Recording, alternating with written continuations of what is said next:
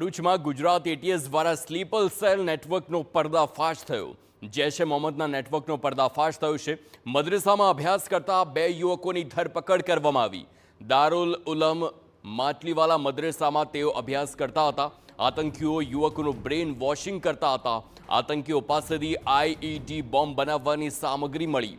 સમગ્ર મામલે સુરક્ષા એજન્સીઓ દોડતી થઈ હોય તે પ્રકારની ઘટના।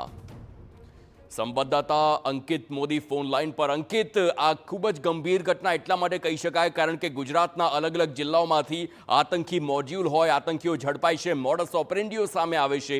આ સ્લીપર સેલ જ્યારે ઝડપાયા, વધુ શું ખુલાસા થયા? જી બિલકુલ, જે પ્રકારે આ મામલો સામે આવ્યો છે તેમાં ફરી એકવાર વર્ષ 2008ના જે બોમ્બકાંડ થયા હતા તેની જ મોડસ ઓપરેન્ડી ફરી એકવાર પુનરાવર્તિત કરવાનો પ્રયાસ હોય તેવી માહિતી સામે આવી રહી છે।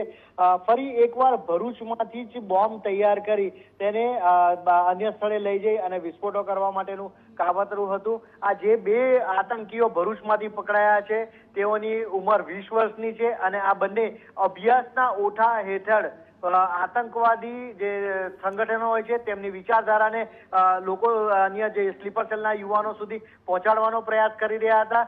સાથે સાથે તેમને પાસેથી કેટલાક વાંધા મળી આવ્યા છે। જી આભાર અંકિત, સમગ્ર માહિતી બદલ।